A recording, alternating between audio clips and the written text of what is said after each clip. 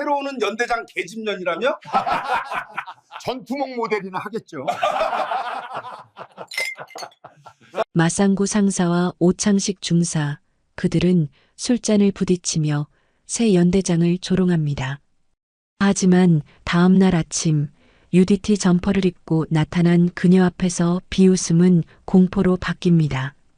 단 3초 30년 권력이 바닥에 쓰러지는 순간 군납 비리, 조직적 카르텔, 그리고 한 여성이 모든 것을 뒤집어버린 이야기 지금 시작합니다.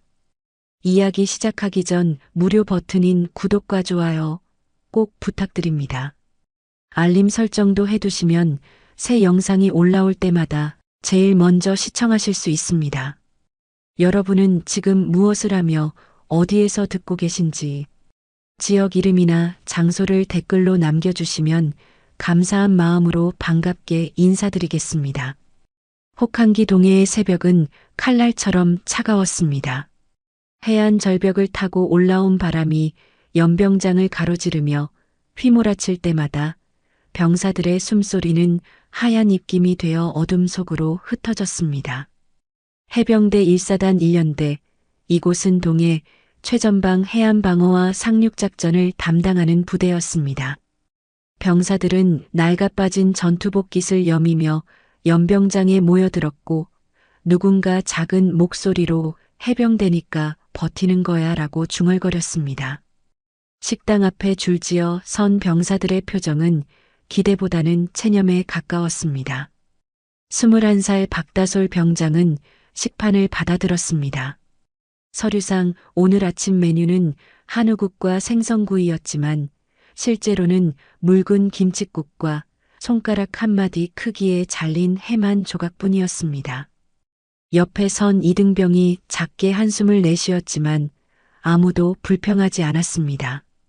이미 오래전부터 이런 식사가 일상이었기 때문입니다. 취사장 한쪽에서는 마상구 상사의 거친 목소리가 울려 퍼지고 있었습니다. 51살의 마 상사는 30년을 이 부대에서 복무한 행정보급 실세였습니다. 그는 26살 취사병의 어깨를 탁 치며 말했습니다. 숫자만 맞으면 되는 거야, 알겠냐? 남는 건 버리든가 알아서 해. 취사병은 고개를 푹 숙인 채 충성하고 짧게 대답했습니다. 마 상사는 장부를 펼쳐놓고 납품된 식재료의 양과 실제 사용량 사이의 차이를 어떻게 메우는지 직접 가르쳤습니다. 이게 원래 군대야. 빨리 배워. 그의 말투에는 오랜 세월 이런 일을 반복해온 사람 특유의 능숙함이 배어 있었습니다. 오전 8시 동계 상륙 훈련이 시작되었습니다. 다솔은 해진 방아나를 신고 얼어붙은 모래사장으로 뛰어들었습니다. 파도가 밀려올 때마다 차가운 바닷물이 발목을 적셨고 방아나 안으로 스며든 물은 금세 차가워졌습니다. 31살 정도윤 대위가 멀리서 그 모습을 지켜보며 입술을 깨물었습니다. 그는 이미 몇 번이나 보급품 지급을 요청했지만 매번 마 상사의 벽에 부딪혔습니다. 원래 이 정도다라는 말만 돌아왔을 뿐입니다. 훈련이 끝나고 중대 내무실로 돌아온 병사들은 겨우 남은 히터 아래로 모여들었습니다. 누군가 주머니에서 개인 돈으로 산 핫팩을 꺼내 조심스럽게 나누어 주었습니다. 걸리면 영창이다라는 속삭임이 오갔고 병사들은 겁먹은 듯한 웃음을 지었습니다. 다솔은 핫팩을 두 손으로 감싸 쥐고 눈을 감았습니다. 입대할 때 아들 건강하게만 돌아와라던 아버지의 목소리가 귓가에 맴돌았습니다. 오후 2시 정도윤 대위는 다시 한번 용기를 내어 마 상사를 찾아갔습니다. 행정실 문을 두드리고 들어간 그는 최대한 공손한 말투로 건의했습니다. 상사님, 병사들이 동상 위험에 노출되어 있습니다. 방한복과 핫팩만이라도 지급해 주시면 안 될까요? 하지만 마 상사는 책상에 발을 올린 채 코웃음을 쳤습니다. 애새끼들 비위 맞추는 꽃밭이 군대냐? 대위 계급장 달았으면 그런 소리 하지 말고 훈련이나 제대로 시켜. 정대위의 얼굴이 붉게 달아올랐지만 그는 꾹 참고 경례만 했습니다. 마 상사는 그에게 추가로 행정자bil까지 떠넘기며 내일까지 정리해서 가져와라고 명령했습니다. 정대위는 복도로 나와 주먹을 불끈 쥐었습니다. 할 수 있는 건 아무것도 없었습니다. 저녁 무렵 보급창고 근처를 지나던 김태훈 대위는 발걸음을 멈췄습니다. 31살의 김 대위는 해병대 군사경찰로 최근 이 부대에 배치된 지 얼마 되지 않았습니다. 창고 입구는 텅 비어 있었고 담당 부사관은 원래 이 정도입니다라며 얼버무렸습니다. 하지만 김 대위의 눈은 그냥 지나치지 않았습니다. 창고 한쪽 구석, 희미하게 보이는 덧문과 측면 통로가 그의 시선을 사로잡았습니다. 페인트가 벗겨진 철문 위로 녹이 슬어 있었지만 자물쇠만은 새 것처럼 반짝이고 있었습니다. 그는 속으로 중얼거렸습니다. 여기 냄새가 너무 진한데 뭔가 숨겨진 것이 있다는 직감이 들었습니다.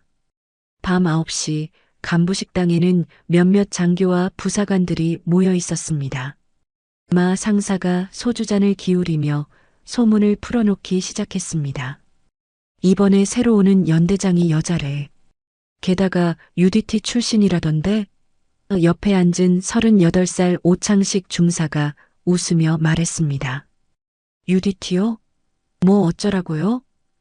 마 상사는 비웃듯 말을 이었습니다. 전투복 모델이나 하겠지 뭐. 사진 찍다가 몇 달 있다 떠날 거야.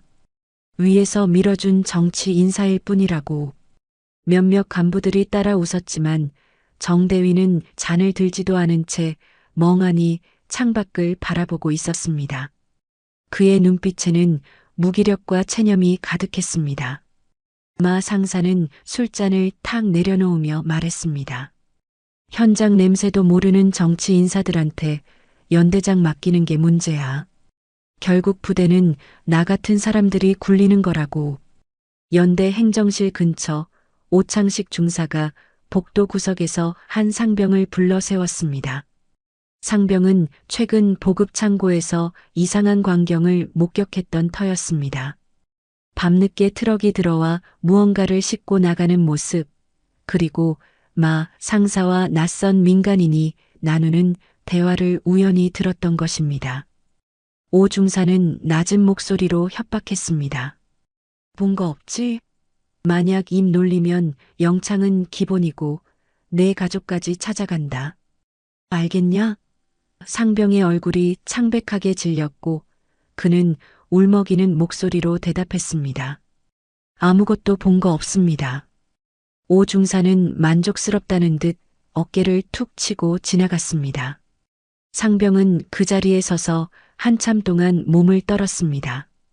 같은 시각 내무실 침상에서 다솔은 동상 걸린 발을 조심스럽게 만지고 있었습니다. 양말을 벗자 발가락 끝이 붉게 부어 있었고 살짝 만지기만 해도 찌릿한 통증이 밀려왔습니다. 잠은 쉽게 오지 않았습니다. 건강하게 돌아올게요. 부모님께 드렸던 그 약속을 지킬 수 있을까 불안이 가슴을 눌렀습니다. 밤 11시 연병장에는 정막만이 흘렀습니다. 하지만 어디선가 마 상사의 고함 소리가 메아리처럼 울려 퍼지는 것 같았습니다. 해병대는 나 없으면 굴러가지도 않는다. 그의 목소리에는 오만과 확신이 가득했습니다. 실제로 지난 30년간 이 부대를 실질적으로 지배해 온 사람은 연대장이 아니라 바로 마상구였습니다. 창고의 열쇠, 식단의 메뉴, 훈련 물자의 배분, 심지어 휴가 일정까지 모든 것이 그의 손아귀에 있었습니다. 연대장들은 1년에서 2년 정도 근무하다 떠났지만 마 상사는 이곳에 뿌리를 내리고 자신만의 왕국을 건설해 왔습니다. 이곳의 진짜 주인은 연대장이 아니라 마상구였습니다. 그리고 그 사실을 모르는 사람은 이 부대에 아무도 없었습니다.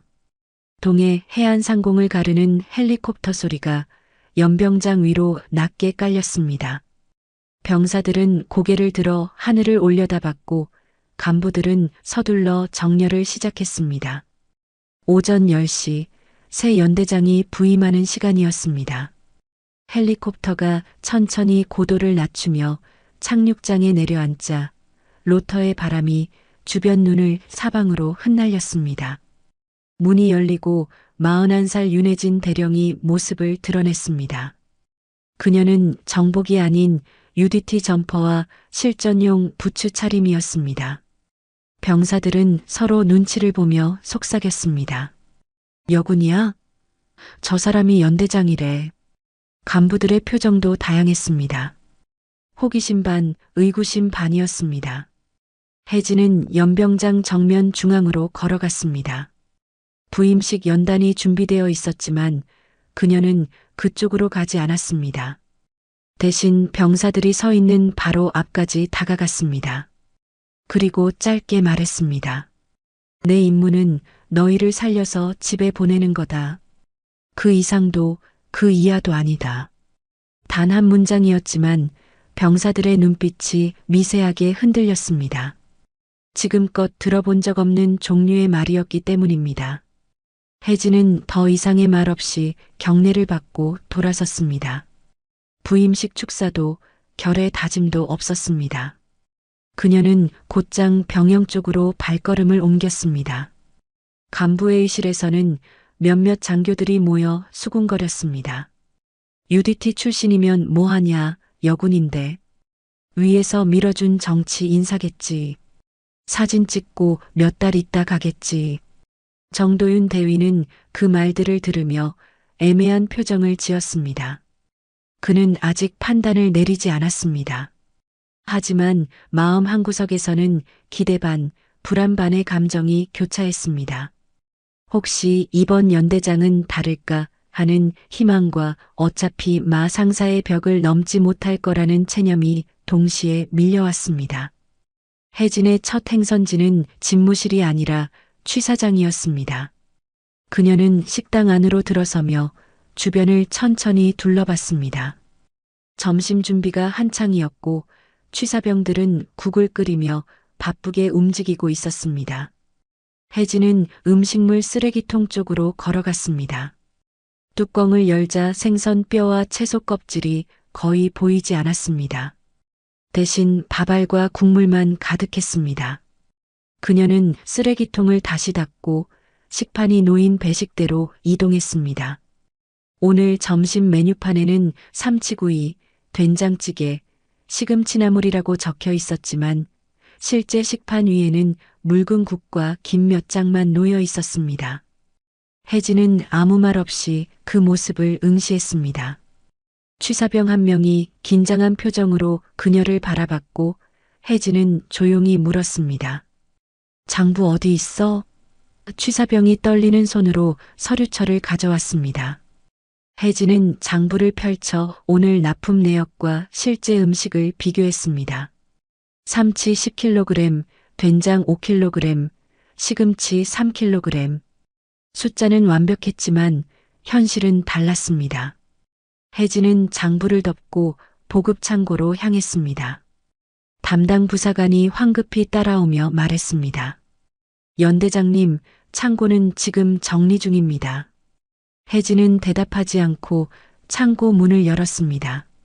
안은 텅 비어 있었습니다. 방한복은 몇 벌 남지 않았고 핫팩 박스는 한 개도 보이지 않았습니다.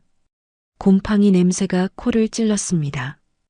혜진은 창고 구석을 천천히 살폈습니다. 그리고 한쪽 벽면에 페인트가 벗겨진 철문을 발견했습니다. 녹이 슬어 있었지만 자물쇠만은 새 것이었습니다. 혜진은 그 자물쇠를 손으로 만지며 잠시 생각에 잠겼습니다. 부사관이 서둘러 변명했습니다. 그쪽은 폐기물 보관 공간입니다. 혜진은 고개를 끄덕이며 말했습니다. 폐기물 보관 공간에 새 자물쇠를 다는 이유가 뭐지? 부사관은 입을 다물었습니다. 오후 2시 혜진은 의무실을 찾았습니다. 36살 한지석 군의관이 그녀를 맞이했습니다. 혜진은 단도직입적으로 물었습니다. 최근 3개월간 동상, 저체온증 치료 기록 보여줄 수 있어? 한 군의관은 잠시 망설이다가 서류철을 꺼냈습니다. 혜진은 기록을 천천히 넘겼습니다. 11월부터 지금까지 동상 환자가 15명, 저체온증 의심 사례가 8명이었습니다. 혜진은 조용히 물었습니다.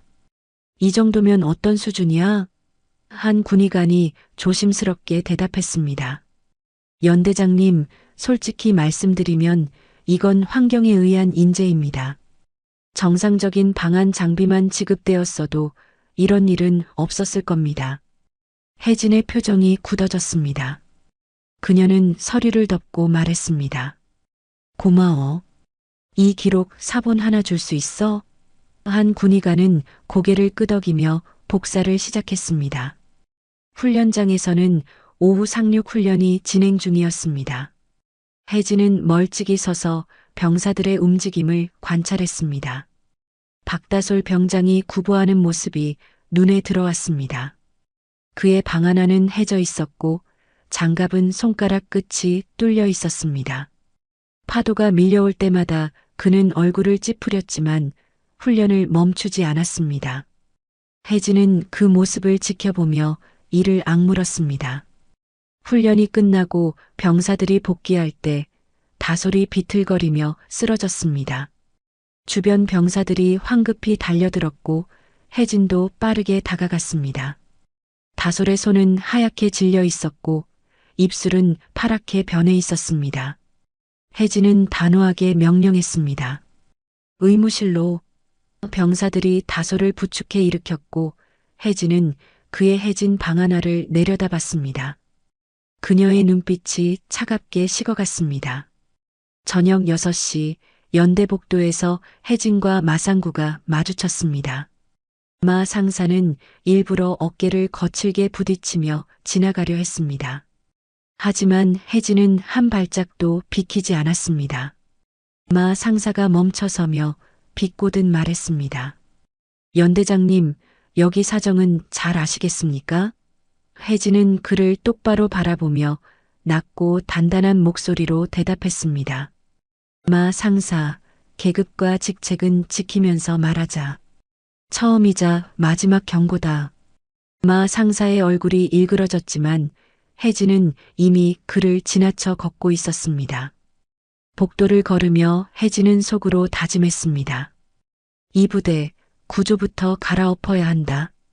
밤 9시 혜진은 연대장실에 홀로 앉아 있었습니다. 책상 위에는 보급장부, 의무기록, 식단 서류가 펼쳐져 있었습니다. 그녀는 천천히 서류를 검토하며 이상한 점들을 찾아냈습니다. 납품업체 이름이 반복적으로 등장했고 수량과 금액이 맞지 않는 부분이 여러 곳 있었습니다. 혜진은 휴대전화를 꺼내 서미나 소령에게 메시지를 보냈습니다. 1사단 1년대, 특정 코드 재확인 요망. 오래된 기록까지. 35살 서미나 소령은 해군본부 군수처에서 근무하는 혜진의 오랜 동료였습니다. 답장은 금방 왔습니다. 알겠습니다. 내일 오전까지 정리해서 보내드리겠습니다. 같은 시각 정도윤 대위는 자신의 숙소에서 고민에 빠져 있었습니다. 그는 창밖을 바라보며 생각했습니다. 이번 연대장은 다른 것 같았습니다. 병영을 먼저 찾았고 취사장을 직접 확인했고 의무실 기록까지 요구했습니다. 하지만 마 상사의 권력은 30년간 쌓여온 것이었습니다. 과연 여군 대령이 그 벽을 무너뜨릴 수 있을까? 정대위는 주먹을 쥐었다 폈다를 반복했습니다. 그리고 결심했습니다. 내일 아침 연대장을 찾아가기로, 우리 애들 살려주십시오라고 말하기로. 그것이 중대장으로서 할 수 있는 마지막 선택이었습니다. 밤 11시 혜진은 연병장으로 나왔습니다. 차가운 바람이 얼굴을 스쳤지만 그녀는 개의치 않았습니다. 연병장을 천천히 걸으며 그녀는 생각했습니다. UDT 시절 바다에서 작전을 수행할 때 그녀가 가장 중요하게 여긴 것은 팀원들의 생존이었습니다. 작전 성공보다 먼저 팀원들을 무사히 데려오는 것. 지금도 마찬가지였습니다. 이 부대의 병사들을 살려서 집으로 보내는 것. 그것이 연대장으로서 그녀의 임무였습니다. 혜진은 연병장 한가운데 서서 하늘을 올려다봤습니다. 별이 총총했습니다. 그녀는 조용히 중얼거렸습니다. 내가 여기 온 이유. 그 말은 바람에 실려 어둠 속으로 사라졌습니다. 아침 7시 정도윤 대위는 연대장실 앞 복도에 서 있었습니다. 그는 지난밤 거의 잠을 이루지 못했습니다. 문을 두드려야 할지 말아야 할지 수없이 고민했습니다. 하지만 어제 훈련장에서 쓰러진 다솔의 하얀 얼굴이 계속 떠올랐습니다. 더 이상 미룰 수 없었습니다. 정대위는 깊게 숨을 들이쉬고 문을 두드렸습니다. 안에서 들어와라는 차분한 목소리가 들렸습니다. 문을 열고 들어서자 혜진은 책상 앞에 앉아 서류를 보고 있었습니다. 그녀는 고개를 들어 정대위를 바라보며 말했습니다. 앉아. 무슨 일이야? 정대위는 의자에 앉았지만 한동안 말문이 떨어지지 않았습니다. 손바닥에 땀이 배어났고 목이 말랐습니다. 혜진은 서두르지 않았습니다. 그저 조용히 그를 기다렸습니다. 잠시 후 정대위가 떨리는 목소리로 입을 열었습니다. 연대장님, 저 말씀드려야 할 게 있습니다. 혜진은 고개를 끄덕였습니다. 천천히 말해. 있는 그대로. 정대위는 주먹을 쥐었다 폈다를 반복하며 말을 이어갔습니다. 마 상사가 이 부대의 보급을 사실상 장악하고 있습니다. 식단, 방한복, 훈련 물자, 모든 게 그의 손에 있습니다. 혜진의 눈빛이 날카로워졌습니다. 구체적으로 말해줄 수 있어? 정대위는 숨을 고르고 차근차근 설명하기 시작했습니다. 병사들이 받는 식사는 장부상 메뉴와 완전히 달랐고 방한복은 지급된다는 기록만 있을 뿐 실제로는 병사들 손에 닿지 않았습니다.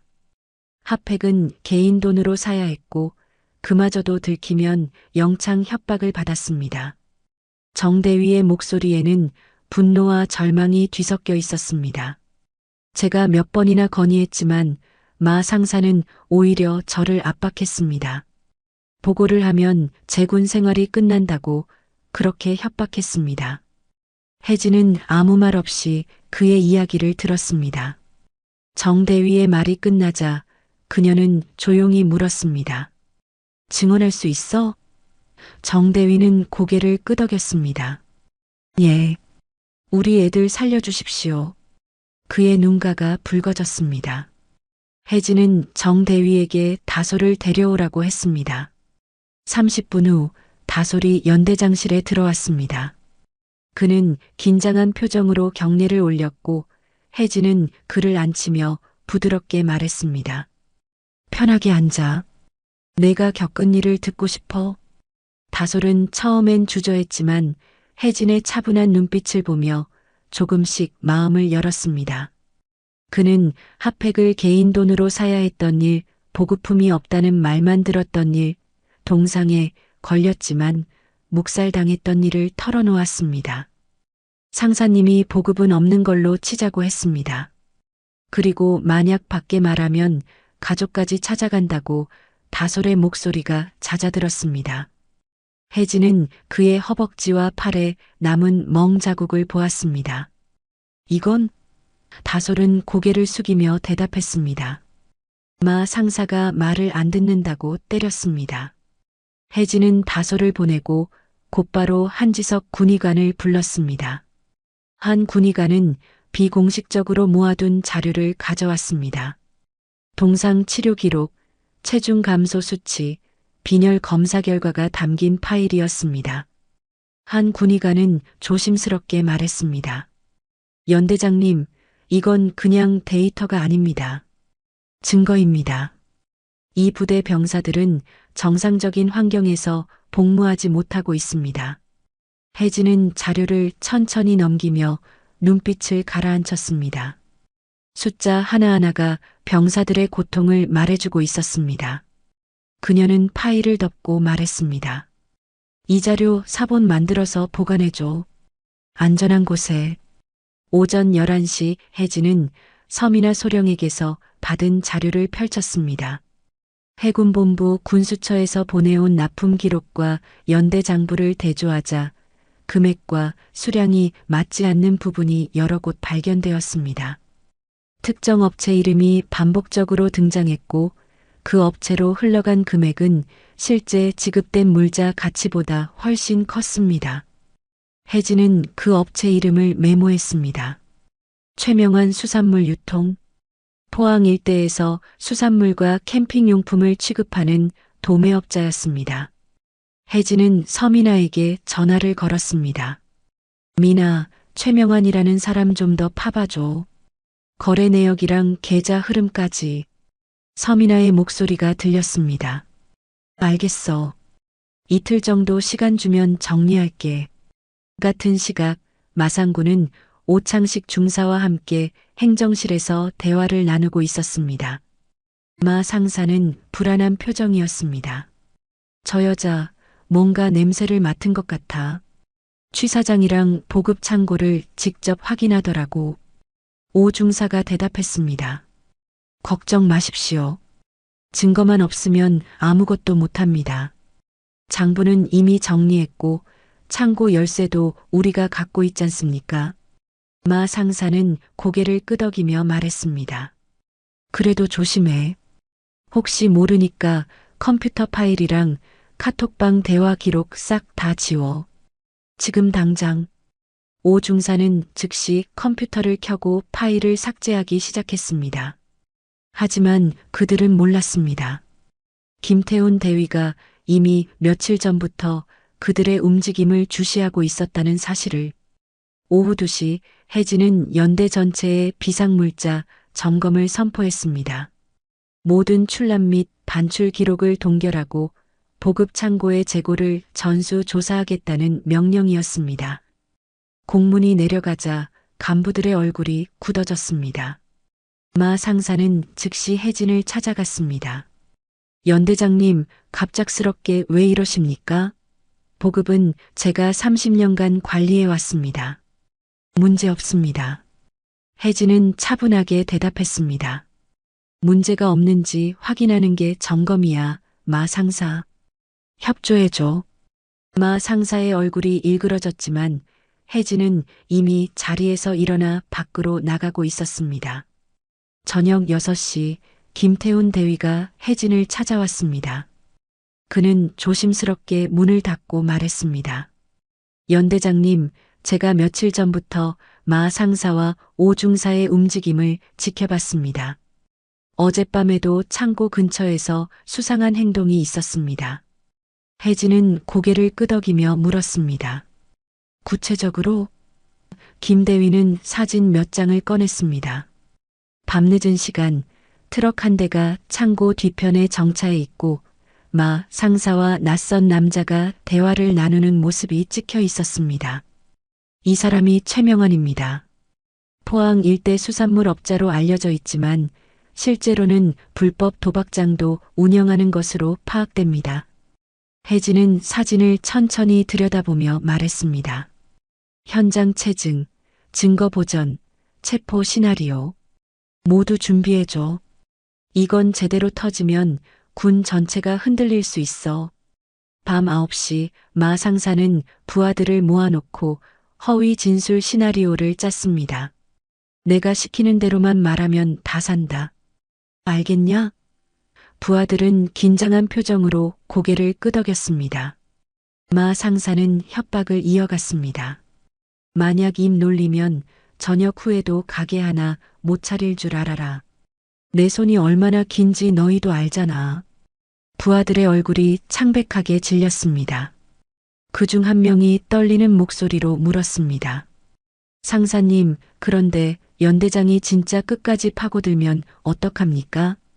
마 상사는 비웃으며 대답했습니다. 여자가 뭘 안다고. 며칠 버티다가 포기할 거야. 지금까지 다 그랬어. 같은 시각 오 중사는 장부 원본 일부를 불태우려 했습니다. 그는 행정실 뒤편 소각장으로 서류를 들고 갔습니다. 하지만 불을 붙이려는 순간 김태훈 대위와 정도윤 대위가 나타났습니다. 오 중사, 뭐 하는 거야? 오 중사는 황급히 서류를 숨기려 했지만 이미 늦었습니다. 김 대위가 재빠르게 그의 손에서 서류를 빼앗았고 정 대위가 오 중사의 팔을 붙잡았습니다. 종이 타는 냄새가 희미하게 퍼졌고 오 중사는 허둥대며 변명했습니다. 이건 폐기 문서입니다. 김 대위는 서류를 펼쳐 확인했습니다. 납품업체 명단과 금액이 적힌 장부였습니다. 그는 냉정하게 말했습니다. 폐기 문서를 이 시간에 태우러 온 거야? 일단 따라와. 혜진은 밤늦게까지 연대장실에서 자료를 정리했습니다. 책상 위에는 장부 사본, 의무 기록, 증언 내용, 김 대위가 찍은 사진들이 펼쳐져 있었습니다. 그녀는 한 장의 페이지에서 민간업자 최명환이라는 이름을 다시 한번 확인했습니다. 포항 일대 수산물과 캠핑용품 도매업자, 그리고 불법 도박장 운영자. 혜진은 조용히 중얼거렸습니다. 이건 단순히 한 상사의 문제가 아니야. 구조 자체가 썩었어. 그녀는 서류를 정리하며 다음 행동을 계획했습니다. 내일부터는 본격적인 조사가 시작될 것이었습니다. 창밖으로 포항 항만의 불빛이 희미하게 보였습니다. 그곳 어딘가에서 최명환이 누군가와 전화 통화를 하고 있었습니다. 이번 겨울 물량, 그 연대에서 또 나온다며? 전화 너머로 마 상사의 목소리가 들렸습니다. 걱정 마. 여자 연대장 하나쯤은 내가 처리할 수 있어. 최명환은 비웃으며 대답했습니다. 그래, 믿을게. 근데 만약 일이 터지면 난 모른다? 마 상사는 자신 있게 말했습니다. 절대 안 터져. 내가 30년 해먹은 거 알잖아. 하지만 그들은 몰랐습니다. 이미 그물이 조여들고 있다는 사실을. 다음 날 아침 8시 혹한기 훈련 준비가 시작되었습니다. 병사들은 연병장에 집합했고 정도윤 대위는 보급품 지급을 다시 한번 요청하기 위해 보급 창고로 향했습니다. 어제 연대장에게 직보를 한 후 그는 조금이나마 희망을 품게 되었습니다. 하지만 창고 앞에서 마상구 상사와 마주치는 순간 그 희망은 순식간에 무너졌습니다. 마 상사는 팔짱을 끼고 서서 비웃듯 말했습니다. 또 애들 챙겨달래? 장난하냐, 대위? 정 대위는 최대한 차분하게 대답했습니다. 상사님, 병사들이 훈련 나가는데 최소한의 방한 장비라도 지급해야 합니다. 마 상사는 코웃음을 쳤습니다. 애새끼들 비위 맞추는 꽃밭이 군대냐? 정 대위는 한 발짝 더 다가서며 목소리를 높였습니다. 이건 비위 맞추는 게 아니라 기본입니다. 동상 환자가 벌써 15명입니다. 마 상사의 얼굴이 일그러졌습니다. 그는 갑자기 손을 들어 정 대위의 가슴팍을 거칠게 밀쳤습니다. 정 대위는 비틀거리며 뒤로 물러났고 주변에 있던 병사들이 숨을 죽였습니다. 마 상사는 한 걸음 더 다가가 정 대위의 멱살을 잡았습니다. 대위 주제에 감히 나한테 목소리를 높여? 내가 뭔데? 정 대위의 얼굴이 붉게 달아올랐지만 그는 참았습니다. 주변 병사들은 고개를 숙인 채 아무도 움직이지 못했습니다. 그때 보급창고 입구 쪽에서 한 초임 장교가 걸어왔습니다. 27살 소위였습니다. 그는 정 대위를 보며 조심스럽게 말했습니다. 대위님, 괜찮으십니까? 마 상사는 즉시 그 소위를 향해 돌아섰습니다. 뭐야, 너도 끼어들 거야? 소위는 당황하며 뒤로 물러섰지만 마 상사는 그의 뺨을 세게 때렸습니다. 탁탁 소리가 연병장에 울려 퍼졌습니다. 소인은 뺨을 감싸 쥐고 비틀거렸고 마 상사는 고래고래 소리를 질렀습니다. 이 정도도 못 버티면 전역해라. 여긴 군대야, 군대. 병사들은 더욱 고개를 숙였고 정대위는 주먹을 불끈 쥐었습니다. 마 상사는 정대위를 다시 밀치며 발길질까지 시도했습니다. 정대위는 바닥에 넘어지며 무릎을 찧었고 군복에 흙이 묻었습니다. 마 상사는 그 위에 서서 내려다보며 말했습니다. 대위, 너도 조심해. 여기서 밥 먹고 싶으면 말이야. 정대위는 이를 악물고 일어서려 했지만 마 상사는 그의 어깨를 발로 눌렀습니다. 주변 병사들은 두 손을 불끈 쥐었지만 아무도 나서지 못했습니다. 영창과 보복이 두려웠기 때문입니다. 공기가 무겁게 가라앉았고 시간이 멈춘 것처럼 느껴졌습니다. 그 순간 뒤에서 차분하지만 단호한 목소리가 들렸습니다. 마 상사. 모두의 시선이 그쪽으로 향했습니다. 윤혜진 대령이 보급창고 쪽에서 걸어오고 있었습니다. 그녀의 표정은 냉정했고 걸음걸이는 흔들림이 없었습니다.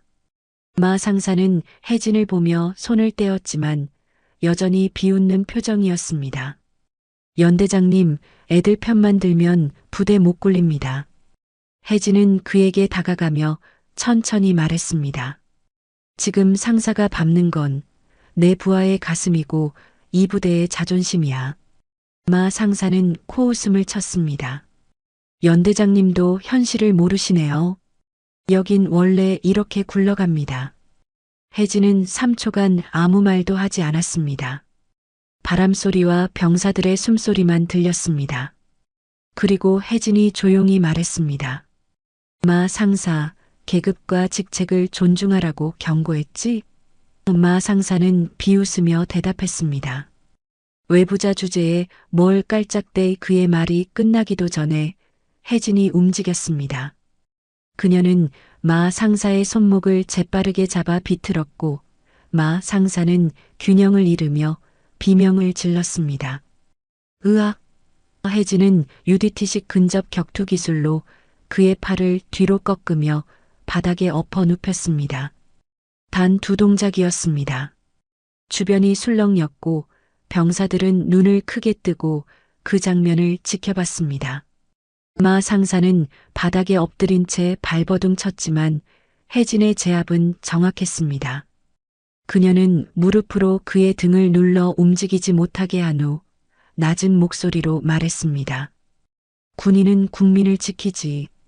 내 배를 채우지 않아.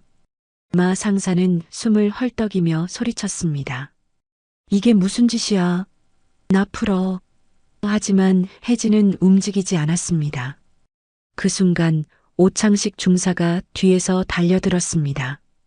그는 주먹을 휘두르며 혜진을 공격하려 했지만 혜진은 몸을 돌려 그의 팔을 잡아 꺾었습니다. 꽉 하는 관절 소리와 함께 오 중사도 바닥에 쓰러졌습니다. 단 3초 만이었습니다. 병사들은 숨을 삼키며 그 장면을 지켜봤습니다. 여군 대령이 30년 경력의 상사와 중사를 순식간에 제압한 것입니다. 정대위는 바닥에서 일어나며 혜진을 바라봤고 그의 눈가가 붉어졌습니다. 혜진은 마 상사의 허리춤에서 열쇠 꾸러미를 빼앗아 높이 들어 올렸습니다. 그리고 주변 병사들을 향해 말했습니다. 이 열쇠로 누구를 얼려 죽이고 누가 배를 채웠는지 이제 확인하자. 병사들 사이에서 숨죽인 웅성거림이 오갔습니다. 김태훈 대위와 헌병 인원들이 현장에 도착했습니다. 김 대위는 혜진의 지시에 따라 마 상사와 오 중사에게 수갑을 채웠습니다. 마 상사는 발버둥 치며 소리쳤습니다. 이게 무슨 짓이냐? 나 풀어. 너희 다 죽었어. 하지만 아무도 그의 말에 반응하지 않았습니다. 정대위는 떨리는 손으로 수갑을 도아 채우며 조용히 말했습니다. 이제 끝입니다, 상사님. 마 상사는 그를 향해 침을 뱉으려 했지만 김대위가 그를 제지했습니다. 오 중사는 이미 기가 꺾인 채 고개를 숙이고 있었습니다. 혜진은 열쇠 꾸러미를 김대위에게 건네며 말했습니다. 이 열쇠로 보급창고 구석구석 확인해. 특히 철문이 있는 곳. 김대위는 고개를 끄덕이며 즉시 움직였습니다. 마 상사는 끌려가면서도 계속 소리쳤습니다. 이 부대 무너지면 다 내 책임이다. 알아들어? 혜진은 대꾸하지 않고 그저 등을 돌린 채 명령했습니다. 군사경찰로 인계하라. 헌병들이 마 상사와 오 중사를 차에 태우고 떠났고 연병장에는 정막이 흘렀습니다. 병사들은 여전히 그 자리에 서 있었습니다. 아무도 움직이지 않았습니다. 그때 박다솔이 조심스럽게 한 걸음 앞으로 나서며 경례를 올렸습니다.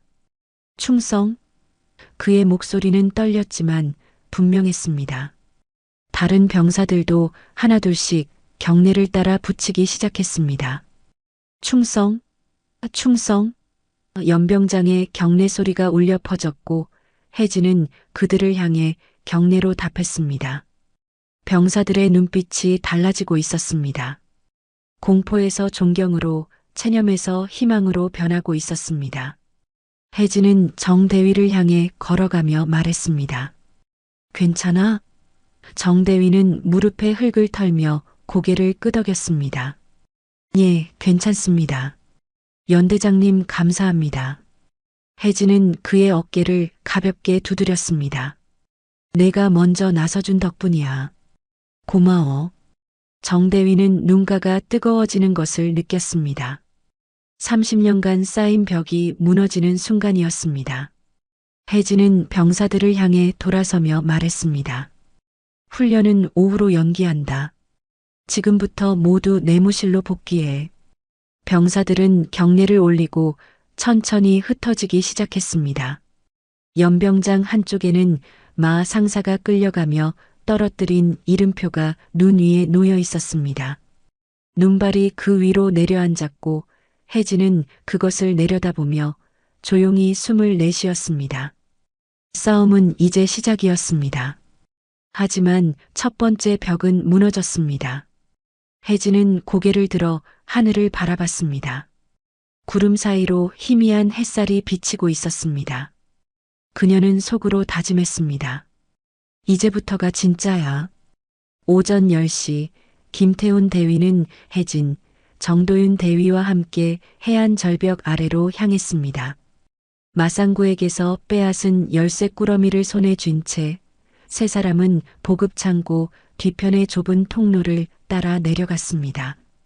바람이 거세게 불어왔고 파도 소리가 절벽 아래에서 울려 퍼졌습니다. 혜진은 앞장서서 걸으며 주변을 살폈습니다. 절벽 중간쯤에 희미하게 보이는 철문이 눈에 들어왔습니다. 녹이 슬어 있었지만 자물쇠는 새 것처럼 반짝였습니다. 김대위가 열쇠를 하나씩 시도했고 세 번째 열쇠에서 철컥하는 소리와 함께 자물쇠가 열렸습니다. 문을 열자 차가운 냉기가 쏟아져 나왔습니다. 안에는 대형 컨테이너가 2개 놓여 있었고 그 안에서 새 군용품 특유의 냄새가 풍겨 나왔습니다. 혜진은 손전등을 켜고 안으로 들어갔습니다. 컨테이너 내부에는 군용 핫팩 박스가 산처럼 쌓여 있었고 새 방한복이 비닐에 쌓인 채로 가지런히 정리되어 있었습니다. 구명조끼, 야간 투시경, 방한 장갑까지 모든 것이 갖춰져 있었습니다. 정대위는 그 광경을 보며 입을 다물지 못했습니다. 이게 다 여기 있었습니까? 혜진은 대답하지 않고 박스 하나를 열었습니다. 핫팩이 빼곡하게 들어 있었고 유통기한은 아직 6개월이나 남아 있었습니다. 김대위는 컨테이너 한쪽 구석에서 방습 처리된 작은 금고를 발견했습니다. 열쇠 꾸러미에서 작은 열쇠를 찾아 금고를 열자 안에는 장부와 메모들이 빽빽하게 꽂혀 있었습니다. 혜진은 장부를 꺼내 천천히 넘겼습니다. 페이지마다 최명환의 이름이 반복적으로 등장했고 수산물과 캠핑용품 업체 명칭이 적혀 있었습니다. 그리고 마지막 페이지에는 사단 군수참모 이기성 중령의 이름까지 적혀 있었습니다. 혜진은 그 이름을 손가락으로 짚으며 조용히 말했습니다. 이건 단순한 보급비리가 아니야. 조직적인 카르텔이었어. 김대위는 즉시 사진을 찍기 시작했고 정대위는 방한복 한 벌을 집어들었습니다. 정대위는 방한복을 펼쳐보며 눈시울이 붉어졌습니다. 그는 주머니에서 다솔이 신고 있던 혜진 방하나를 꺼내 나란히 놓았습니다. 새 방한복의 두툼한 안감과 혜진 방하나의 구멍난 밑창이 극명하게 대비되었습니다. 이게 이 애들 거였네요. 정대위의 목소리가 떨렸습니다. 혜진은 그의 어깨를 가볍게 두드리며 말했습니다. 이제 돌려줄 거야. 하나도 빠짐없이. 김대위는 장부와 금고 안에 모든 서류를 꺼내 증거 봉투에 담았습니다. 그리고 말했습니다. 연대장님, 이건 군납 비리 중에서도 상급입니다. 언젠가 뉴스에 크게 터질 사건이에요. 혜진은 컨테이너 안을 천천히 둘러보며 감정을 가라앉혔습니다. 분노가 치밀어 올랐지만 지금은 냉정함을 유지해야 했습니다.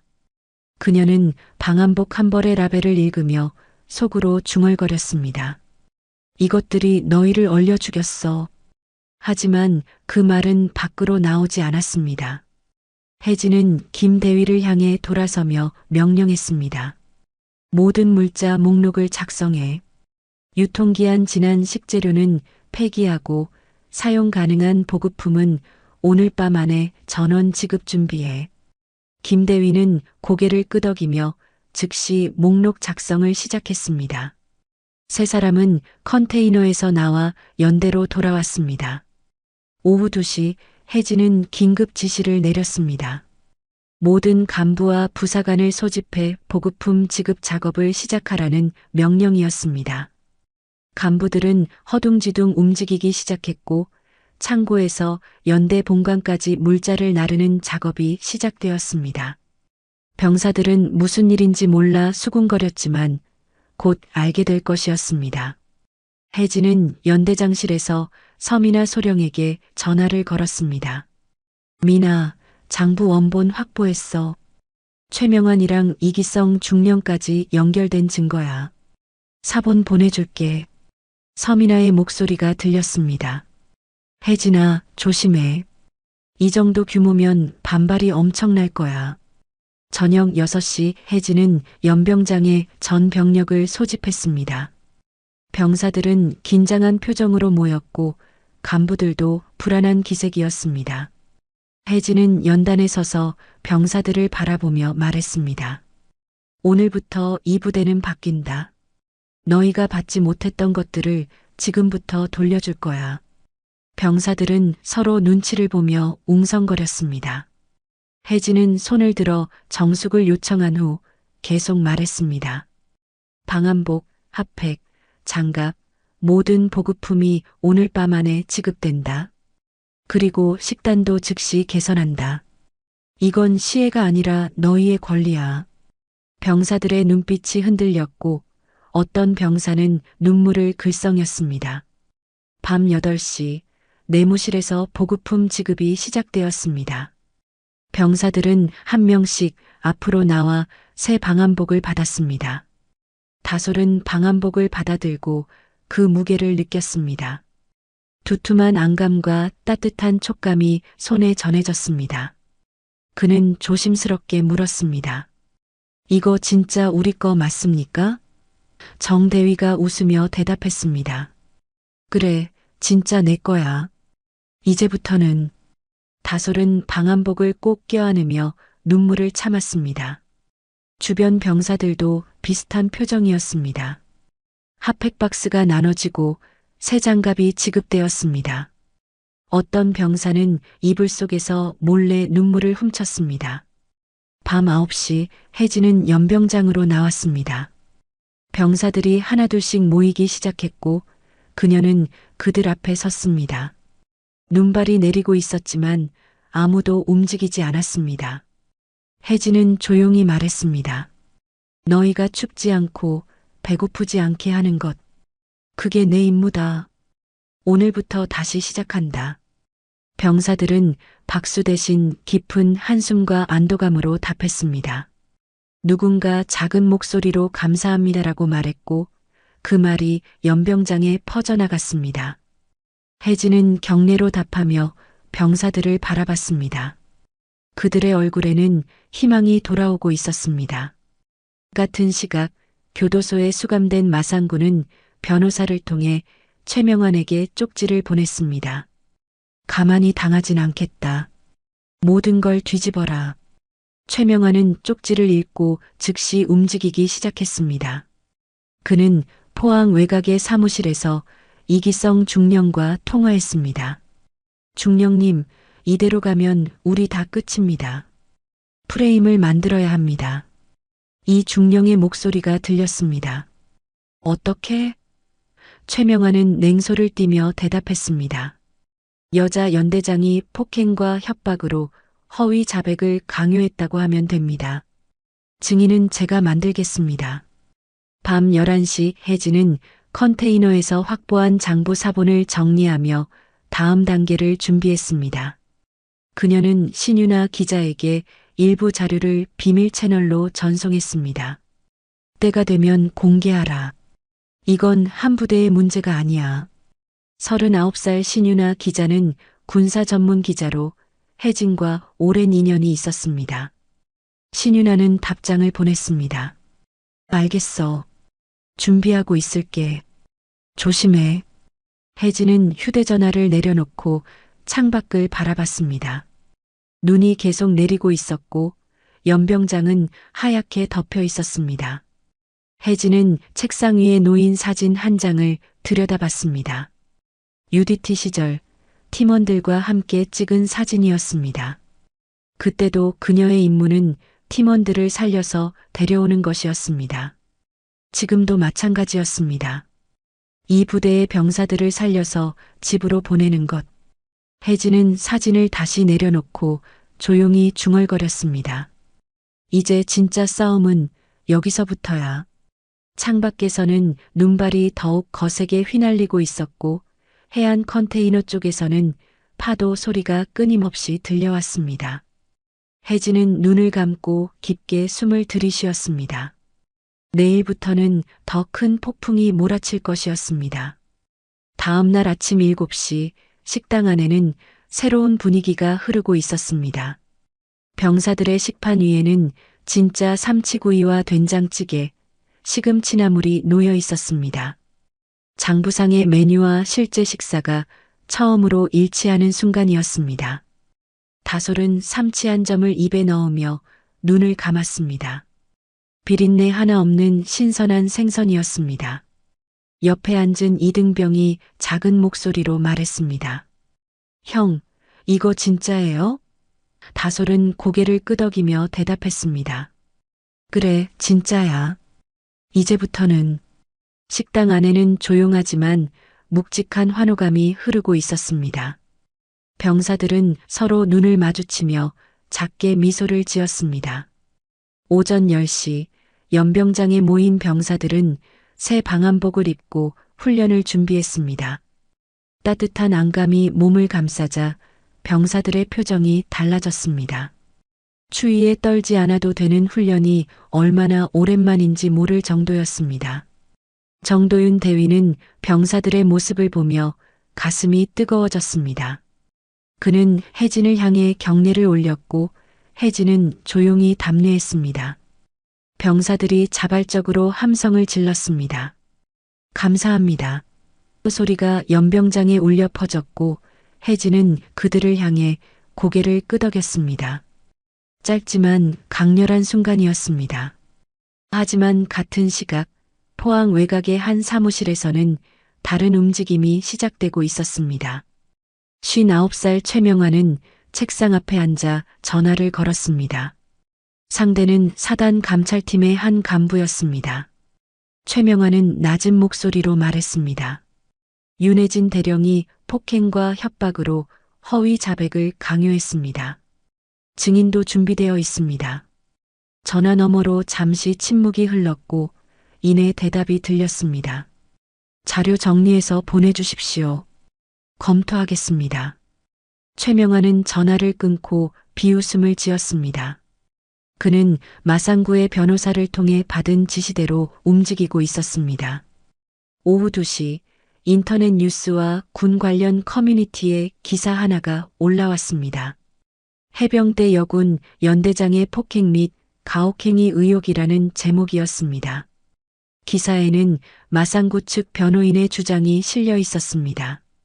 윤혜진 대령이 부하들을 폭행하고 협박하여 허위 자백을 강요했다는 내용이었습니다.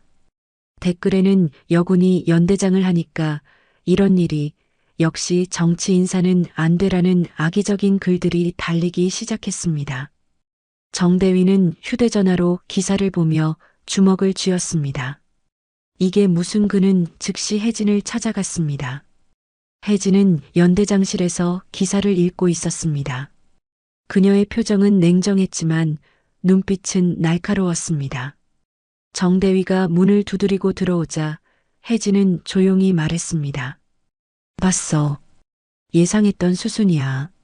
정대위는 분노를 참지 못하고 말했습니다. 연대장님, 이건 명백한 조작입니다. 반박 자료를 내야 합니다. 혜진은 고개를 저으며 대답했습니다. 아직은 아니야. 지금 감정적으로 대응하면 우리가 진다. 증거가 더 필요해. 정대위는 답답함에 한숨을 내쉬었지만 혜진의 판단을 믿기로 했습니다. 오후 4시 연대 정문으로 검은색 세단 2대가 들어왔습니다. 국방부와 사단 감찰단이었습니다. 감찰관들은 서류 가방을 들고 연대장실로 향했습니다. 혜진은 그들을 맞이하며 차분하게 경례했습니다. 감찰관 중 한 명이 서류를 꺼내 읽기 시작했습니다. 윤혜진 대령, 폭행 및 직권 남용 혐의로 조사를 받게 되었습니다. 즉시 직무정지 명령이 내려졌습니다. 혜진은 아무 말 없이 서류를 받아들었습니다. 정대위가 격하게 항의하려 했지만 혜진은 손으로 제지했습니다. 지금 이 순간부터 감정으로 움직이면 우리가 진다. 감찰관들은 연대장실을 수색하기 시작했습니다. 서류를 뒤지고 컴퓨터 파일을 확인했습니다. 하지만 혜진은 이미 중요한 자료들을 안전한 곳에 옮겨놓은 상태였습니다. 감찰관들은 아무것도 찾지 못하고 서로 눈치를 봤습니다. 한 감찰관이 혜진에게 물었습니다. 대령, 보급 관련 장부는 어디 있습니까? 혜진은 차분하게 대답했습니다. 군사경찰에 증거로 제출했습니다. 필요하시면 거기서 확인하시면 됩니다. 감찰관의 얼굴이 굳어졌습니다. 저녁 6시 혜진은 조용히 군복 상의를 벗고 검은색 사복으로 갈아입었습니다. 거울을 보며 그녀는 속으로 다짐했습니다. 이제 나는 군인 신분이 아닌 단순한 한 사람으로 싸운다. 직무정지 상태라는 것은 오히려 자유롭게 움직일 수 있다는 의미이기도 했습니다. 혜진은 김태훈 대위와 서민아 소령에게 비밀 회의를 제안했습니다. 세 사람은 연대 밖 조용한 카페에서 만났습니다. 혜진은 낮은 목소리로 말했습니다. 직무정지 상태를 이용해서 더 자유롭게 움직이자. 포항 불법 도박장 최명환을 직접 잡으러 간다. 김대위는 걱정스러운 표정으로 물었습니다. 연대장님, 위험합니다. 민간인 신분으로 잠입하는 건 혜진은 그를 가로막으며 말했습니다. UDT 출신이야. 이 정도는 할 수 있어. 서민아가 자료를 꺼내 보여주었습니다. 최명환의 도박장 위치, 운영 시간, 경비 인원 파악했어.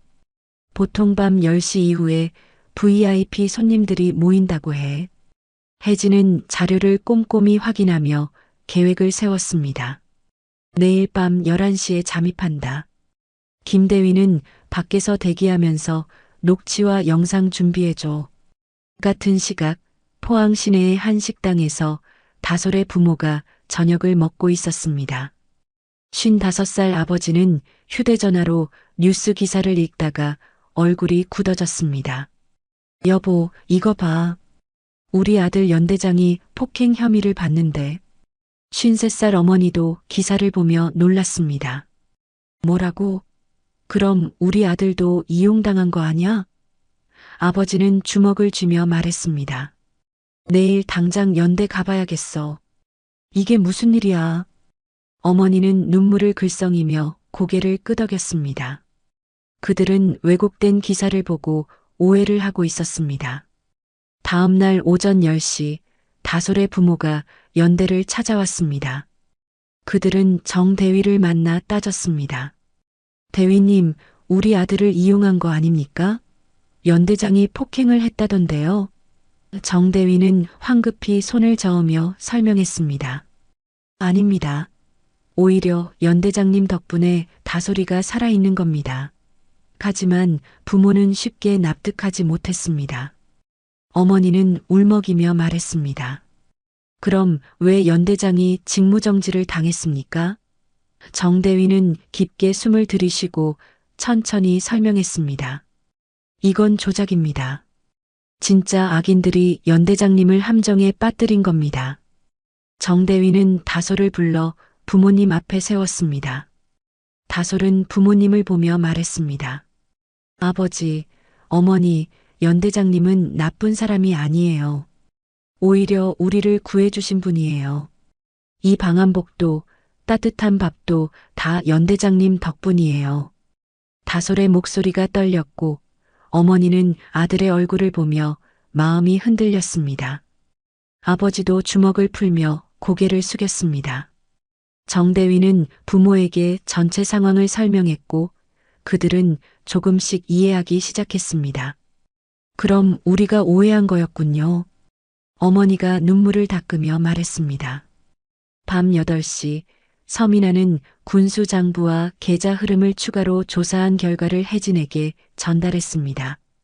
혜진아, 최명환과 이기성 중령의 금전 관계를 거의 완성했어. 계좌 추적 결과 지난 2년간 총 3억 원이 넘는 돈이 오갔어. 혜진은 자료를 보며 고개를 끄덕였습니다. 증거는 이미 우리 손에 80% 있어. 마지막 20%를 잡으러 가는 거야. 서민아는 걱정스러운 표정으로 말했습니다. 조심해, 혜진아. 최명환은 위험한 사람이야. 밤 10시 혜진은 사복 차림으로 연대를 떠났습니다. 검은 후드티와 청바지, 운동화 차림이었습니다. 김대위가 차를 몰고 그녀를 포항 외곽으로 데려다 주었습니다. 차 안에서 혜진은 조용히 눈을 감고 UDT 시절의 훈련을 떠올렸습니다. 은밀한 잠입, 빠른 제압, 정확한 증거 확보, 모든 것이 머릿속에 그려졌습니다. 김대위가 말했습니다. 연대장님, 위험하면 즉시 신호 주세요. 제가 바로 들어갑니다. 혜진은 고개를 끄덕이며 차에서 내렸습니다. 걱정 마. 금방 끝낼게. 혜진은 어둠 속으로 사라졌고 김대위는 차 안에서 녹취 장비를 점검했습니다. 멀리서 도박장 건물의 불빛이 희미하게 보였습니다. 혜진은 건물 뒤편으로 조용히 접근하며 주변을 살폈습니다. 경비원 2명이 입구를 지키고 있었고 안에서는 시끄러운 음악 소리가 새어나왔습니다. 혜진은 깊게 숨을 들이쉬고 속으로 중얼거렸습니다. 이제부터가 진짜야. 그녀는 어둠 속으로 한 걸음씩 다가갔습니다. 밤 11시 포항 외곽의 간판 없는 건물 안에서는 도박집 소리와 시끄러운 음악이 뒤섞여 울려 퍼지고 있었습니다. 혜진은 검은 후드티를 깊게 눌러쓰고 건물 뒤편으로 조용히 접근했습니다. 경비원 2명이 입구를 지키고 있었지만 그들의 시선은 대부분 휴대전화에 쏠려 있었습니다. 혜진은 UDT 시절 훈련받았던 은밀한 이동법을 떠올리며 건물 옆 비상구 쪽으로 돌아갔습니다. 비상구 문은 잠겨 있지 않았고 안으로 들어서자 담배 연기와 술 냄새가 코를 찔렀습니다. 복도를 따라 조용히 걸으며 혜진은 내부 구조를 빠르게 파악했습니다. 출입구 3개, CCTV 카메라 4대, 경비 인원 약 5명 정도로 보였습니다. 그녀는 모자를 더 깊게 눌러쓰고 홀 쪽으로 들어갔습니다. 안에는 도박꾼들이 테이블에 둘러앉아 칩을 쌓고 있었고 한쪽에서는 술병이 부딪히는 소리가 들렸습니다. 혜진은 자연스럽게 무리에 섞여 들어가며 주변을 살폈습니다. VIP 룸은 홀 안쪽 계단을 올라간 2층에 있었습니다. 최명환이 있을 곳이었습니다. 혜진은 슬쩍 계단 쪽으로 이동했습니다. 하지만 계단 입구에 덩치 큰 경비원이 서 있었습니다. 그는 지나가려는 사람들을 일일이 확인하고 있었습니다. 혜진은 잠시 멈춰서서 다른 방법을 생각했습니다. 그때 홀 한쪽에서 누군가 큰 소리로 다투는 소리가 들렸습니다. 이게 무슨 조작이야? 경비원들의 시선이 그쪽으로 쏠렸고 혜진은 그 틈을 놓치지 않고 재빠르게 계단을 올라갔습니다. UDT 시절 이런 상황 판단과 빠른 이동은 기본이었습니다. 2층 복도는 조용했습니다. VIP 룸 문이 3개 보였고 가장 안쪽 방에서 대화 소리가 들렸습니다. 혜진은 문 옆에 바짝 붙어 귀를 기울였습니다. 최명환의 목소리였습니다. 이번 겨울 물량은 확실히 정리했어. 여자 연대장 하나쯤은 곧 무너질 거야. 상대방의 웃음소리가 들렸고 술잔 부딪히는 소리가 이어졌습니다. 혜진은 주머니에서 초소형 녹음기를 꺼내 문틈에 가까이 댔습니다. 김태훈 대위가 준비해준 장비였습니다. 녹음이 시작되었습니다. 최명환의 목소리가 계속 들렸습니다. 마 상사도 입 다물고 있고 증인들도 다 준비했어. 감찰팀도 우리 편이니까 걱정 없어. 혜진은 녹음기를 확인하며 조용히 숨을 고르고 있었습니다. 그때 갑자기 뒤에서 손이 그녀의 어깨를 잡았습니다. 야, 너 뭐 하는 거야? 경비원이었습니다. 혜진은 재빠르게 몸을 돌려 그의 손목을 비틀었고 경비원은 비명을 지를 틈도 없이 바닥에 쓰러졌습니다. UDT식 제압술이었습니다. 하지만 그 소리에 VIP 룸 문이 벌컥 열렸습니다. 최명환이 문 밖으로 나오며 혜진을 마주쳤습니다.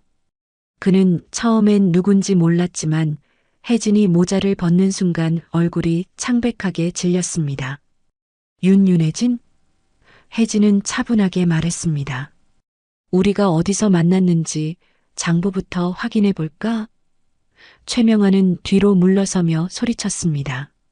경비. 하지만 혜진은 이미 그의 앞으로 다가가 있었습니다. 그녀는 최명환의 멱살을 잡고 VIP 룸 안으로 밀어 넣었습니다. 안에 있던 2명의 남자가 황급히 일어섰지만 혜진의 눈빛을 보고 얼어붙었습니다.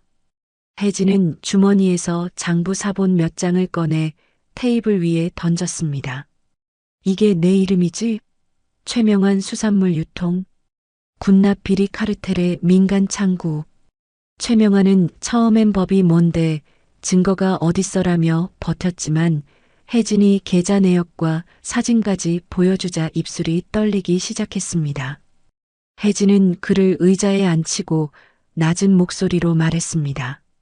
지금부터 한마디라도 거짓말하면 내가 쓴 장부가 다 너만 향하게 된다. 이기성 중령도 마 상사도 다 너를 배신할 거야. 최명환은 땀을 흘리며 변명을 늘어놓았습니다. 나는 그냥 중간 다리일 뿐이야. 윗선이 시킨 거라고. 혜진은 그의 손목을 테이블에 내리꽂고 물었습니다. 윗선이 누군데? 최명환은 고통스러워하며 대답했습니다. 이기성 중령이야. 그 사람이 다 지시했어. 마 상사랑 연결해준 것도 그 사람이고. 혜진은 녹음기를 확인했습니다. 모든 대화가 녹음되고 있었습니다.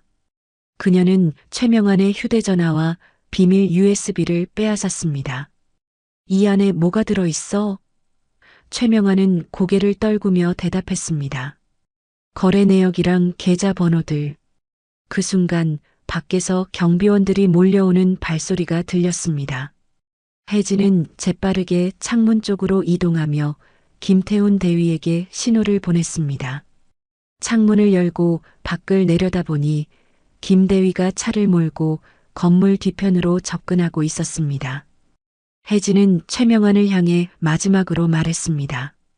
내가 한 짓 다 기록됐어. 이제 끝이야. 그리고 창문을 통해 아래로 뛰어내렸습니다. 2층 높이였지만 UDT 훈련을 받은 그녀에게는 어렵지 않은 높이였습니다. 혜진은 착지와 동시에 구르며 충격을 분산시켰고 김 대위의 차로 달려가 뛰어올랐습니다. 출발. 차가 급하게 출발했고 뒤에서 경비원들이 소리를 지르며 뛰어나왔지만 이미 늦었습니다. 차 안에서 혜진은 녹음기와 USB를 김 대위에게 건넸습니다. 다 확보했어. 최명환의 자백, 이기성 중령과의 연결고리, 모든 증거. 김 대위는 안도의 한숨을 내쉬며 말했습니다. 연 대장님, 정말 대단하십니다. 혜진은 창밖을 바라보며 조용히 미소를 지었습니다. 같은 시각 군사경찰팀은 녹취와 USB 데이터를 실시간으로 전달받았습니다. 그들은 즉시 사단 본부로 향했고 이기성 중령의 사무실을 급습했습니다. 이 중령은 밤늦게까지 서류 작업을 하고 있었는데 문이 벌컥 열리며 군사경찰들이 들이닥쳤습니다. 이기성 중령, 군납 비리 및 직권 남용 혐의로 체포합니다. 이 중령은 황급히 일어나 항변했습니다. 무슨 소리야? 증거가 어디 있어? 하지만 군사경찰은 녹음 파일을 재생했습니다. 최명환의 목소리가 흘러나왔습니다. 이기성 중령이 다 지시했어. 이 중령의 얼굴이 하얗게 질렸습니다. 다음 날 아침 8시 신윤아 기자는 긴급 속보를 내보냈습니다. 해병대 여군 연대장 단독 잠입 수사로 군납 비리 카르텔 무너뜨려라는 제목이었습니다.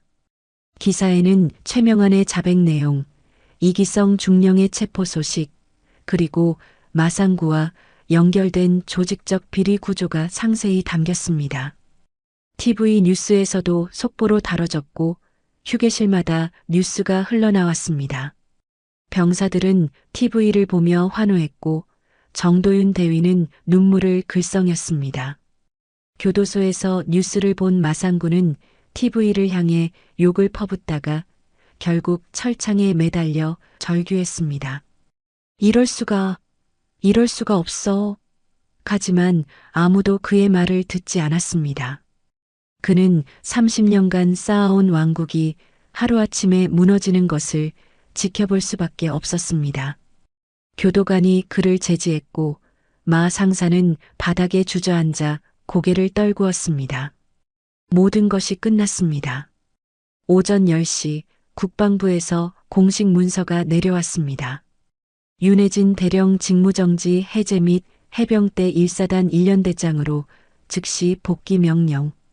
서류를 받은 혜진은 표정 변화 없이 조용히 고개를 끄덕였습니다. 기쁘기보다는 담담한 결의에 가까웠습니다. 그녀는 다시 군복을 입고 연대로 향했습니다. 연대 정문에 도착하자 병사들이 자발적으로 나와 경례를 올렸습니다. 충성? 혜진은 그들을 향해 경례로 답하며 조용히 말했습니다. 수고했어. 이제 진짜 전쟁만 남았다. 밤 11시 혜진은 연대장실에서 포항 밤바다를 바라보고 있었습니다. 불빛이 수면에 반짝이고 있었고 바람이 창문을 두드렸습니다. 그녀는 속으로 중얼거렸습니다. 이제 진짜 전쟁만 남았어. 카르텔은 무너졌지만 아직 끝나지 않았습니다. 곧 다가올 실전, 그것이 진짜 시험대였습니다. 혜진은 눈을 감고 깊게 숨을 들이쉬었습니다. 준비는 되어 있었습니다. 복귀한 지 사흘째 되는 날 새벽 4시 연대통신실에 긴급 경보 사이렌이 울려 퍼졌습니다. 귀를 찢는 듯한 소리가 병영 전체를 깨웠고 병사들은 황급히 전투복을 입고 밖으로 뛰어나왔습니다. 통신병이 상황실로 달려가 보고했습니다.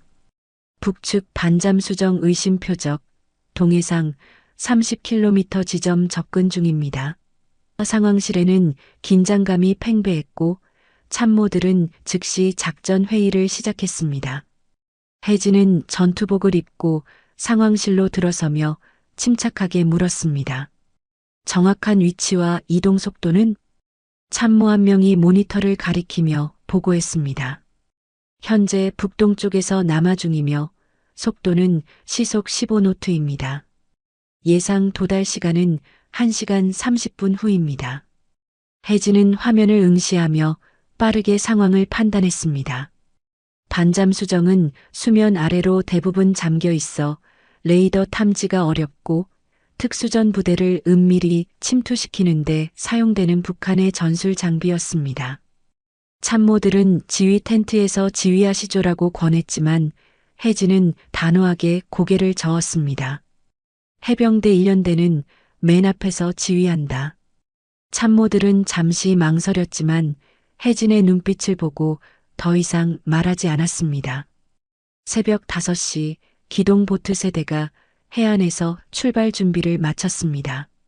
혜진은 첫 번째 보트의 맨 앞에 섰고 정도윤 대위가 그녀의 바로 옆에 자리를 잡았습니다. 병사들은 긴장한 표정으로 무기를 점검했고 파도 소리만이 고요한 새벽을 깨우고 있었습니다. 혜진은 병사들을 돌아보며 조용히 말했습니다. 너희는 따뜻했고 배고프지 않았다. 그래서 우리는 이긴다. 병사들의 눈빛이 달라졌습니다. 공포보다는 결의가 그들의 얼굴에 서려 있었습니다. 다솔은 새 방한복 안감을 만지며 고개를 끄덕였습니다. 보트가 출발하자 어두운 동에 파도가 선체를 가로질렀습니다. 파도 부딪히는 소리, 엔진음, 병사들의 긴장된 숨소리가 섞여 새벽 공기를 채웠습니다. 혜진은 UDT 시절의 경험을 떠올리며 전술을 다시 한번 점검했습니다. 불필요한 발포 없이 최대한 은밀하게 접근한다. 확실한 순간에 일제 타격. 정대위가 통신 장비를 점검하며 말했습니다. 연대장님, 적 표적 확인 시 즉시 보고하겠습니다. 혜진은 고개를 끄덕이며 앞을 응시했습니다. 수평선 너머로 희미한 빛이 보이기 시작했습니다. 새벽 6시 레이더에 반잠수정의 실루엣이 포착되었습니다. 혜진은 손을 들어 신호를 보냈고 세 대의 보트가 속도를 줄이며 은밀하게 접근했습니다. 파도 소리에 묻혀 엔진 소리가 거의 들리지 않았고 병사들은 숨을 죽인 채 대기했습니다. 혜진은 UDT 저격총을 들고 조준경으로 반잠수정을 확인했습니다. 적의 주요 장비와 인원 배치가 눈에 들어왔습니다. 그녀는 조용히 명령했습니다. 전원 숨 고르고 사격 준비. 병사들은 일제히 무기를 겨눴고 손가락이 방아쇠에 걸렸습니다. 혜진이 손을 내리는 순간 UDT 저격총의 깨끗한 발사음이 새벽을 갈랐습니다. 적의 주요 장비가 하나씩 무력화되기 시작했고 병사들도 정확한 사격으로 지원했습니다. 반잠수정은 급히 방향을 틀려 했지만 이미 늦었습니다. 해병 특유의 화력 집중이 시작되었고 폭발음과 함께 거대한 물보라가 일었습니다. 반잠수정이 기울기 시작했고 몇몇 적이 바다로 뛰어내렸습니다. 혜진은 즉시 명령했습니다. 제압 및 구조 시작. 병사들은 신속하게 보트를 접근시켜 적을 제압하고 구조했습니다. 30분 후 모든 작전이 종료되었습니다. 반잠수정은 침몰했고 적 인원은 전원 제압 또는 구조되었습니다. 정대위가 보고했습니다. 연대장님, 아군 사상자 제로입니다. 혜진은 깊게 숨을 내쉬며 고개를 끄덕였습니다. 병사들은 조용히 안도의 숨을 내쉬었고 어떤 병사는 살았다라고 중얼거렸습니다. 다솔은 하늘을 올려다보며 눈을 감았습니다. 파도 소리만이 고요하게 들렸고 수평선 너머로 해가 떠오르기 시작했습니다. 보트가 해안으로 돌아오는 길, 혜진은 병사들을 돌아보며 조용히 말했습니다. 우리는 따뜻했고 배고프지 않았다. 그래서 이겼어. 병사들은 그 말의 의미를 이해했습니다. 방한복, 따뜻한 밥, 핫팩 하나하나가 그들을 살렸습니다. 만약 예전처럼 얼어붙은 손으로 빈 뱃속으로 이 작전에 나섰다면 결과는 달랐을 것입니다. 정대위는 눈시울이 붉어지며 혜진을 바라봤고 혜진은 조용히 미소를 지었습니다. 2달 후 저녁식 날이 왔습니다. 연병장에는 저녁을 앞둔 병사들과 그 가족들이 모여 있었습니다. 다솔의 부모도 참석했습니다. 아버지는 혜진을 보자마자 깊게 고개를 숙여 인사했습니다. 연대장님, 우리 아들을 진짜로 살려주셔서 감사합니다. 어머니는 눈물을 흘리며 혜진의 손을 꼭 잡았습니다. 혜진은 부드럽게 대답했습니다. 다솔이가 잘해줬습니다. 훌륭한 해병이었어요. 어머니는 더욱 눈물을 쏟으며 고개를 숙였습니다. 저녁식이 시작되었습니다. 병사들은 마지막으로 연병장에 정렬했고 혜진은 그들 앞에 섰습니다. 다솔이 대표로 앞으로 나와 경례를 올리며 말했습니다. 해병대 1년대의 전설, 우리의 연대장님께 경례. 저녁 병사들이 일제히 경례를 올렸고 그 모습을 지켜보던 가족들도 눈물을 흘렸습니다. 혜진은 경례로 답하며 짧게 말했습니다. 수고했다. 다들 집에 가라. 병사들은 눈물을 참으며 고개를 숙였습니다. 누군가 작게 감사합니다라고 말했고 그 말이 연병장에 퍼져나갔습니다. 저녁식이 끝난 후 신유나 기자가 혜진을 찾아왔습니다. 그녀는 카메라 없이 개인적으로 왔습니다. 혜진아, 내 이야기 기사로 쓰고 싶어? 편견을 깨고 구조를 무너뜨린 한 여성 지휘관의 이야기. 혜진은 고개를 저으며 대답했습니다. 나보다 병사들 이야기를 써줘. 그들이 진짜 주인공이야. 신유나는 미소를 지으며 고개를 끄덕였습니다. 알겠어. 하지만 내 이름은 꼭 넣을 거야.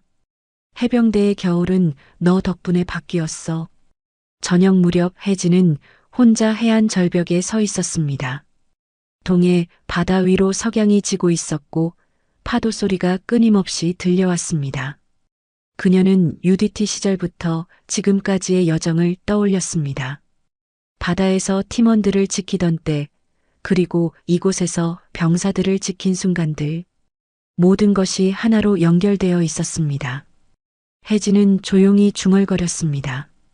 진짜 리더는 권력이 아니라 밥과 온기로 증명되는 거야. 밤하늘에는 별이 총총했고 연병장에서는 병사들의 웃음소리가 들려왔습니다. 해병대 1사단 1년대는 이제 달라졌습니다. 따뜻한 밥, 새 방한복, 그리고 무엇보다 존중받는 인간으로서의 존엄. 혜진이 남긴 것은 단순한 개혁이 아니라 사람을 지키는 리더십의 본질이었습니다. 그녀의 이름은 해병대 1년대의 전설로 남게 되었고 후배들은 그 이야기를 들으며 진짜 군인이 무엇인지 배우게 될 것이었습니다. 여러분, 이 이야기 어떠셨나요? 혹시 주변의 부당한 권력 앞에서 외롭게 싸우는 분이 계신가요? 아니면 여러분 자신이 그런 상황에 놓여 계신 건 아닌가요? 진짜 리더십은 권력이 아니라 사람을 지키는 마음에서 시작된다는 것, 이 이야기가 작은 위로가 되었기를 바랍니다. 사연의 고백이었습니다. 여러분의 이야기도 기다리고 있겠습니다. 감사합니다.